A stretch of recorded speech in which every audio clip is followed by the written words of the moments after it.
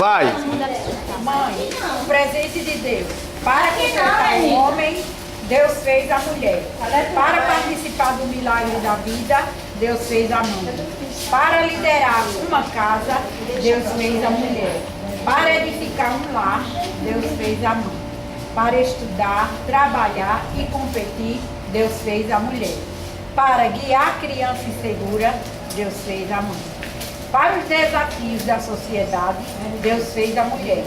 Para o amor, a ternura e o carinho, Deus fez a mãe. Para fazer qualquer trabalho, Deus fez a mulher. Mas para embalar um berço e construir um caráter, Deus fez a mãe. Para ser a princesa, Deus fez a mulher. Para ser rainha, Deus fez a mãe. Feliz Dia das Mães para vocês, minhas amigas. Rezar, vamos encerrando. Rezar encerrando. Rezar. Então, gente, depois dessa homenagem às mães, vamos fazer a oração que o Pai nos ensinou.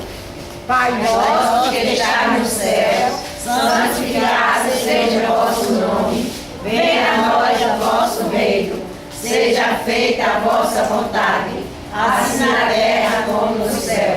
O pão nosso de cada dia nos dai hoje. Perdoai as nossas ofensas, assim como nós perdoamos a quem nos tem ofendido.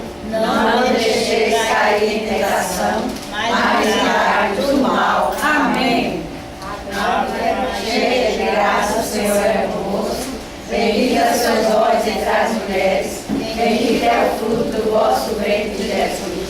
Santa Maria, Mãe de Deus, rogai por nós, pecadores, agora e na hora de nossa morte. Amém. Santo anjo do Senhor, meu zeloso guardador, se a ti me confiou a piedade